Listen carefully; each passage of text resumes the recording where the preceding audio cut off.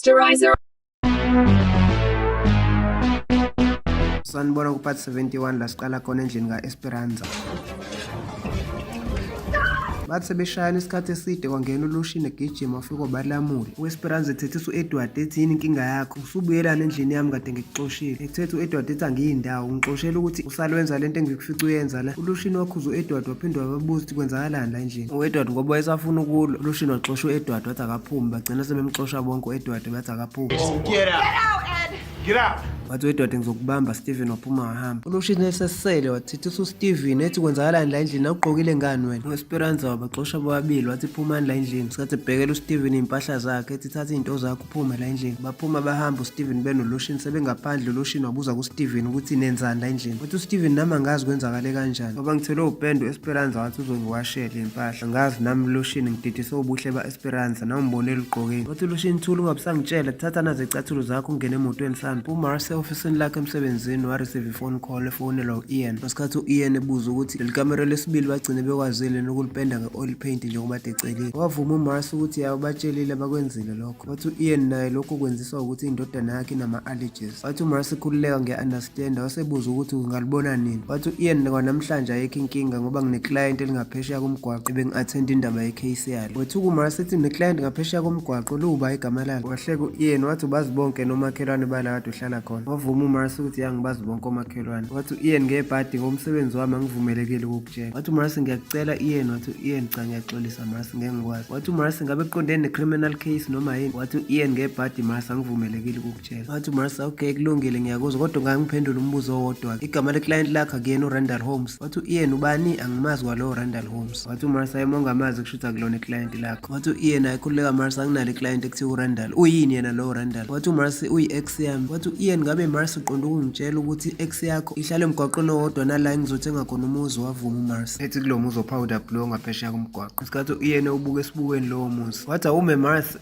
uRandall akaze bomngani noLarry. Wavuma uMarcel ukuthi akade beyabangani noLarry. Wathi u-Ian angiyikholwa lento Marcel, ubushade nalo yamuntu? Wathi u-Ian angisoze ngaba yiloya engarepresenta lo yamuntu mina. Mase siya Montgomery, uBradley wayebuza ku-Alex ukuthi uzongitshela yini manje ukuthi udokotela utheni. Wathi u-Alex bese ngikhohliwe uthe ingane ibukeka i-right inempilo, ukungena kwayo emanzini yayinga-affectekanga kwezinye iy'ngxenye zomzimba wakhe. Wathi uBradley ngiphendula into engingayibuzanga mina Alex, ibuza nge-DNA test results. Wathi u-Alex usho lokho uvumile uDr Rustin ukuthi uyena wawashintsha ama-DNA results uRandall ubaba wengane. Wathi uBradley cha unesibindi uDr Rustin esesebenza iminyaka emide kanje esibhedlela, wenza icala elikhulu kanje elingamxoshisa for good esezoretire. Wathi u-Alex nami ngithukile uDr Rustin mayezivumela yena. Ngesikhathi besakhuluma yonke lento yayese-recording mode, ikhamera kaRandall yayiphezu kwetafula. Basesemzini kaKelly base beqedile ucleaner. Isikhathi uKelly etshela uNatalie ukuthi ngiyabonga Natalie ngayo yonke into. Wathi uNatalie asikho isidingo sokungibonga Kelly. Wathi uKelly kumele ngikubonge, waqala wangigcinela uJustice wabuye wangisiza ukuthi ngikwazi ukuthola isibhamu. Wathi uNatalie kusamele sikhulume ngendaba yaleso sibhamu Kelly. Ethi siphi sona? Wathi uKelly sathathwa amaphoyisa kodwa ngizotshela u-Ian njengommeli wami angibhekele. Ethi namanje angikholwa ukuthi uJustice wasidonsa i-trigger saqhuma. Wathi uNatalie ngeke uzazi ingane Kelly. Besakhuluma kwanokho umuntu emnyango wahamba uKelly wamvulela. Kwangena u-Ian ngathi uKelly emtshela ukuthi yazi besisakhuluma ngawe. Ethi angithi isibhamu sami sisemaphoyiseni Ian. Wavuma u-Ian. Wathi uNatalie wena Kelly kufanele uthenge safe. Wavuma uKelly. Wathi uNatalie ngisahamba. Wathi Ian lesa sibhamu besinayo serial number. Wavuma u-Ian. Wathi uyahamba uNatalie wammisa uKelly. Wathi Natalie ubuzela indaba zama-serial number. Wathi uNatalie bengiyibuzela Kelly. Wathi uKelly Natalie ungangitshela ukuthi le ntombazane ithi uMichelle ngidayisela isibhamu esingekho emthethweni. Wathi uNatalie khululeka Kelly sisemthethweni bengiyibuzela mina. Wavalelisa uNatalie waphuma wahamba esesemnyango wafonela uLushini. Ethi uNatalie Lushini kuthiwa isibhamu sikaKelly sathathwa amaphoyisa. Ethi kuthiwa ne-serial number yaso ikhona futhi ayicishwanga. Ethi uNatalie into enhle ngithi leyo Lushini mangabe isibhamu sine-serial number kuchaza ukuthi sisemthethweni. Wathi uLushini akuhambe kanjalo Natalie, noma singekho kumnikazi waso isibhamu sitshontshiwe siyaba ne-serial number. Ethi futhi leyo serial number iyona izosichazela ukuthi isibhamu sesenza amacala amangaki sabulala abantu abangaki. Wathi uNatalie ngakwazi ungitholela leyo information Lushini. Wathi uLushini nayo kwakungamele uxhumanise lesigebengu sentombazane kuthiwa uMichelle noKelly. Wathi uLushini anginika leyo serial number ngiyibheke. Wathi uNatalie angiyazi. Wathi uLushini pho waze kanti isibhamu sine-serial number. Wathi uNatali ngibuze kwiloya kaKelly yavuma. Wathi uLushini ungakwazi ukuyibuza i-serial number kwiloya kaKelly. Wathi uNatali sebezosola kakhulu bebevele besola ngisabuza nge-serial number. Emzini kaBradley kanokho umuntu emnyango wethuku uAlex ecabanga ukuthi uRandall. Wathi uBradley khulileka ngizohamba ngiyovula. Wahamba eyovula wafica ukuthi uNatali wathi ngingangena. Wathi uBradley yangena wangena uNatali. Wathi Alex ngifuna ukukhuluma nawe. Wathi uBradley ngisahambisa le impahla. Wathi uNatali awuyindawo Bradley mana ngifuna uyizwe lento. Wathi uAlex kwenze njani Natali? Wathi uNatali nami ile into engifuna ukuyazi ukuthi kwenze njani Alex. Wathi uNatali Alex le ngane yakho ngabe kaLushini. Wathi uAlex Natali ngicela ukukutshela angikaze ngenze lutho noLushini. Wathi uBradley akuyona kaLushini. Wathi uNatali ngiyezwa nabantu bathi akuyona kaLushini kodwa lento imloko iqhamuka. Wathi uAlex ngiyaxolisa Natali kodwa mina into engayisho enkantolo ngathi uRandall akuyena ubaba wengane. Wathi uNatali pho lingena kanjani igama likaLushini? Wathi uAlex into eyaqhamuka noRandall le ukuthi uLushini uyena yedwa umuntu omnyama engimjwayele beside uRandall. Wathi uNatali makunjalo pho indaba ama-DNA results angameshi uRandall. Waphela le ngane umuntu omnyama kuyona kaBradley. Wathi uBradley khulileka Natali sinomngane osebenza esibhedlela washintsha ama-results. uAlex wathi ukhuza uBradley. Wathi uBradley no kumele simtshele Alex. Wathi uBradley Natali sinomngane wethu owudokotela owabona indlela uRandall ayisicefe ngayo kuAlex wasemsiza ngokushintsha ama-DNA results. Wathi uNatali okay sengiyanizwa-ke manje kodwa nalowo mngane weni lento ingamlahlekisela ngomsebenzi icala elinzima kabi. Waphuma wahamba uNatali uthe sehambile wasala uAlex ebuza kuBradley ukuthi ubona ukuthi into e-right yini ukutshela uNatali uzothini mayitshela omunye umuntu. Wathi uBradley kuphi okungcono ngoba naye uNatali uhambe ecabanga ukuthi ingane kaLushini. Wasala ethukile uAlex ngamanga waqambela uDr Rustin. Emzini kaKelly uIan wayetshela uKelly ukuthi for the past week kade belandela uTravis bembone ngababoni kodwa into ayenzayo uTravis ukuhamba esontweni abuyele endlini. Ethi uIan uTravis isikhathi esiningi ususpenda nentombi yakhe la bazoshadana kade be-engage nayo last week. Wabuza uIan ukuthi kuye wakufonela yini. Wathi uKelly ngithola ama-phone calls akufike kufona umuntu angakhulumi naleyo uNatali eze yakuthuka khona becabanga ukuthi kusafona lowo muntu. Wathi uIan uzocela usayine i-affidavit ezovumela ukuthi sithathe ama-phone call record efonini yakho nama-text message. Wathi uKelly okay. Wathi uIan mawucabanga uTravis wathatha ibrush lakho nommese wakho wasekhishini wokubeka i-crime scene. Wathi uKelly ngiyamazi uTravis wakwenza lokho. Ethi uIan uneshow ukuthi indodana yakhe ayikwenzanga lokho. Wathi uKelly angikholwa nokuthi uyangibuza leyo nto yayibothi ingane encane kanjani le. Lo Ramsey sikhuluma ngayo bekuyindoda endala ifit strong. Wathi uIan okay ngisazokhuluma ne-prosecutor sibone ukuthi bangamletha yini for ama-questions. Wathi uIan asimlethi njalo njengomsolo ngoba asikabi nayo ishow yokuthi uyena ma engathanda ukuza ngekeza. Wathi uKelly Travis azofika enze zonke lezi zinto ezimbi yena kodwa niphinde nizomphathisa okwe-VIP. Wathi uKelly sona isibhamu sami sizobuya nini. Wathi uIan amaphoyisa asazozirana ama-check leso sibhamu. Wathi uKelly mayeke afika ebusuku uTravis ezoyingenela lento ajwayele ukuyenza la endlini nami ngidinga into yokuvikela umuzi wami nendodana yami. Wathi uIan Kelly wakwasiqhumisa isibhamu before waphika uKelly. Wathi uIan kuzomele uyokwenza ama-practice e-shooting range bese uthola ne-safe. Wavuma uKelly wathi okay wavalelisa nawe uIan wathi usahamba uzobuya mbona. Wathi esephumele ngaphandle uIan wahlangana noMarcy wayefika naye for ukuthi bazohlanganela kulo muzi ongaphesheya komgwaqo ozothenga uIan. Bangena ngaphakathi uMarcy watshela uIan ukuthi uyasola ukuthi umdayisi wale ndlu ufuna ukuhamba la awuhlala kwenye indawo ngoba bekade bebuza ukuthi uIan angayithatha nini indlu ngoba kuzwakala sengathi abantu abajahile. uIan watshela uMarcy ukuthi mayephase kahle ama-inspection uzoshesha ayithathe naye. uMarcy watshela uIan ukuthi uyayazi inspection company esebenzisana nekampani yabo edayisa izindlu uzomxhumanisa nabo benza ama-inspection fast. Wasethi uMarcy ngizokulinda ngaphandle ungabe uqhubeka kuyibheka indlu yonke uzongithola ngikulindile la mnyango ngaphandle. Waphuma uMarcy wasala uIan eseyobheka indlu lonke ngaphakathi. Wathi mayephumela ngaphandle uMarcy kwaqhamuka imoto kaRandall. Ethi uRandall uyitshela ukuthi unengqondo wena unangqondo ungaya kumngane wami uthi akakurepresent ecaleni le-divorce. Wathi uMarcy yangikwenzile lokho usayina amaphepha Randall uyeke ukubamba isikhathi. Wathi uRandall uma ucabanga uLarry uzoba sesayidini lakho. Wathi uMarcy ngithi sayina amaphepha Randall. Wathi uRandall ngeke ngize ngiyenze leyo nto. Wathi uMarcy kanti ufunani ngakushiyela umuzi ngakunika le moto ohamba ngayo ufunani manje. Wathi uRandall no ngisa-enjoya nje ngekubuka ustress ukuthi angifuni ukusayina. Khona lapho kwaqhamuka uIan eseqedile ukubuka indlu wafika wazobuza kuMarcy ukuthi uright yini wabuke ngasekho right. Wathi uRandall ubani-ke wena. Wathi uIan nguIan. Wathi uRandall ngabulala nonkosikazi wami Ian. Wathi uMarcy woza Ian siyokhulumela ngaphakathi bahamba uIan noMarcy bengena ngaphakathi sebephakathi waxolisa uMarcy. Wathi uIan asikho isidingo sokuxolisa Marcy. Ethi uIan ngabe uLarry uyayisheshisa nje indaba ye-divorce yakho ubumuntu obehave kanje ufuna ukudivorcewa fast. Wathi uMarcy ayongitshela ukuthi usasebenzela phezu kwayo. Wathi uIan angiyithandi lento engiyibonayo. Wathi uMarcy ngicela Ian singabe sakhuluma ngalento sikhulume ngendlu. Wavuma uIan. Wathi uMarcy usuyibukile-ke indlu okwesibili ngabe bayenzile into oyifunayo. Wavuma uIan. Wambuza uMarcy ukuthi uyaneliseka. Wavuma uIan ukuthi uyaneliseka. Wathi kodwa Marcy ngicela ungikhiphe out kwidina. Wathi uMarcy singayihambi kuyodla idina kodwa wena uzokhokha. Wathi uIan kanjani ngoba uzobe ukhiphe mina. Wathi uIan okay ngiyadlala mina ngizokhokha. Bavumelana ukuthi bazoya kwidina. Wathi siya eSams la bathe bazohlanganela khona uLarry noRandall. Wafika uRandall ifica uLarry kwelinye kwelinye itafula wasuka uLarry sebehamba beyohlala kwelabo benoRandall bebingelelana ethi uLarry yazi bengacabanga ukuthi uzogcina ukwazela ukuza. Wathi uRandall yangicishe ngangafika. Wathi uLarry ngibonga khona ukuthi ugcina ukwazela ukufika. Ubuthe uzongithengela ama-drinks wavuma uLarry ukuthi yangisho njalo. Kwaqhamuka umuntu osebenza la ngaphakathi wathi uRandall angithelele ishoti ye-cognac ibiza kunawo wonke akhona la ngaphakathi. Hamba lo muntu wathi okay iyeza manje. Wathi uLarry hawu kanti Randall wenza kanje wavuma uRandall. Wathi awusho wena Larry ufuna ukurepresent unkosikazi wami ecaleni le-divorce. Wathi uLarry ngithi uyakhumbula Randall ukuthi ngumngani wenu nobabili. Wathi uRandall kodwa umazi ngendlela owazi ngayo mina. Wathi uRandall naye akakwazi ngendlela engikwazi ngayo mina. Wathi uRandall okay sengiyayibona lento. Wathi uLarry yini oyibonayo manje. Wathi uRandall ungi-invite la wenzela ukuthi uzongibona ukuthi ngicasuke kangakanani. Waphika uLarry wathi ngik-invite la for ukuthi sizohlala kade sagcina. Wathi uRandall angifuni ukwenza isilima mina Larry kodwa ayikhululeke i-secret yakho ngeke ngize ngiyikhuluma. Wathi uLarry uma usho njalo ngiyabonga. Wathi uRandall manje ubuvumelana ukurepresent uMasi. Wathi uLarry ukuthi angimazanga noma uyayazi nemfihlo yethu ngoba bengizonqaba avela usibophisa thina nawe. Wathi uRandall Larry uMasi akazazi izinto esasizenza before. Wathi uLarry uneshow ukuthi akazi lutho. Wathi uRandall ngineshow. Wathi uLarry bengakhululekile phela mina ngiyijethi mhlawumbe uMasi ungicuphile. Wathi uRandall no khululeka uMasi akayazi imfihlo yethu. Wathi uLarry uMasi ungitshele nokuthi nawe wakhulelisa umakhelwane wakho kwazi kwaba nengane. Wathi uRandall uMasi ukutshelile ukuthi naye wathandana nendoda yalo umakhelwane baze bahamba bayohlala ndawonye. Wethu uLarry wathi kanti le ndaba iserious kanje. Wathi uRandall akupheleli lapho ngoba kwaleyo ngane akusiyona eyami yomunye futhi ohlala emgwaqweni owodwa nowethu naye komunye umakhelwane uyiphoyisa. Wathi uLarry yathusa-ke le ndaba Randall. Wathi uRandall nami sengivele ngibe suspicious uma ngibona indoda yomuntu omnyama emgwaqweni wethu ngoba ngivele ngiqale ngiyibuze imibuzo. Wathi uLarry kanjani Randall ngithi uthe yiphoyisa nje ubabuzelani pho abantu abamnyama bonke. Wathi uRandall ungamthembani umuntu wena okwazi ukuchithela umkhonyane wakhe. Wathi uLarry umuntu wesifazane okwaze ukuqambela umkhonyane wakhe ashade naye amanga wena ucasulwa yini mangabe eqambela wena amanga. Wathi uRandall kufanele vele ngicasuke bengingamazi nokuthi kukhona omunye umuntu omnyama amaziyo. Wathi uLarry phela kuchaza ukuthi manje uzohamba ubuza bonke abantu abamnyama. Wathi uRandall ngizovinjwa yini kumanje kade ngifake i-motion sensor camera ebibheke ngqo emzini wakhe makukhona ongenayo noma ophumayo emzini wakhe bengithole i-alert efonini yami. uLarry wayesethukile zwa leyo nto watshela uRandall ukuthi akuwenzi kodwa umqondo ukwenza njalo. uRandall wayehleke buza kuLarry ukuthi ufundisa mina. Wathi uLarry angikufundisi kodwa ngathi lento oyenzayo usuyenza kakhulu. Wathi uRandall awusilethele iy'tifu eziwu-2 lapha. Wathi uLarry hayi odo kwakho mina ngiyadrive. Wathi uRandall akasilethele 2 nami ngiyadrive. Wathi uLarry ubanike lo muntu obuthi uyamsuka. Wathi uRandall enye indoda ewumakhelwane nayo enguyise kwi-step ladder emzini wami ngiyisebenzela kumanje leyo ndoda ilala nonkosikazi wami ethi uzokwazi ukurepresenta. Wathi uLarry ubusuzoyafika for ama-drinks uzorepresenta. Wathi uLarry waze ngik-introduce kula bangani bami ngifice ngihleli nabo bahamba sebebuyela kule tafula ade kuhleli khona uLarry. Wafika uLarry wabatshela ukuthi lo umngani wakhe wase-college uRandall Holmes u-Esperanza wafika ngemoti yakhe ngesikhathi ehla eseqonde emzini kaNeteli wafika wanokha emnyango.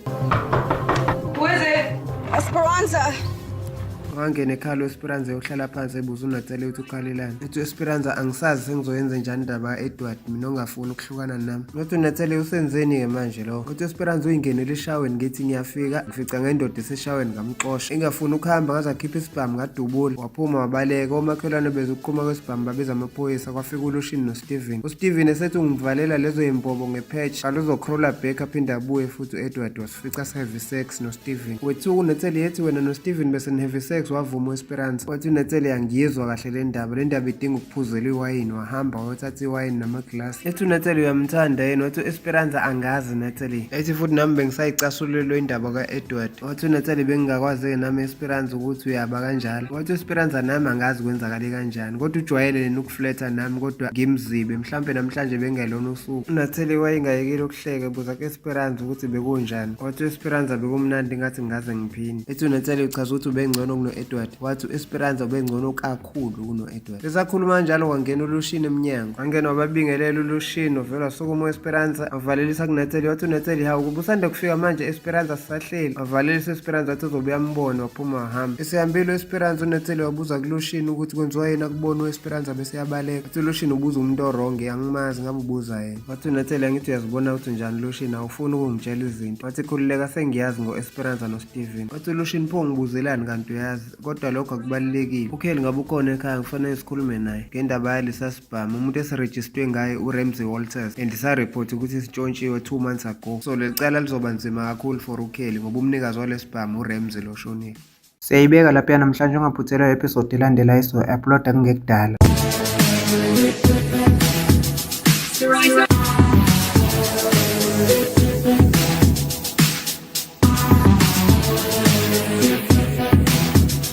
Sterilizer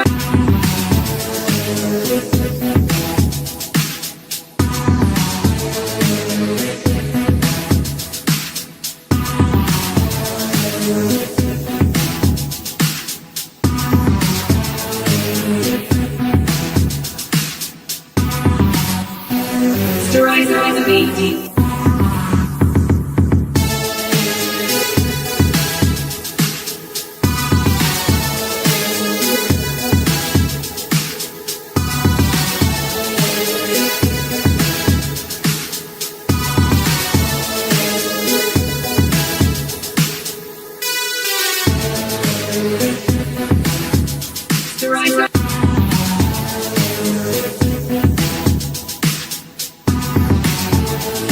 Thank you for watching Sterilizer TV, and please don't forget to like, subscribe and hit the notification bell for more videos like this.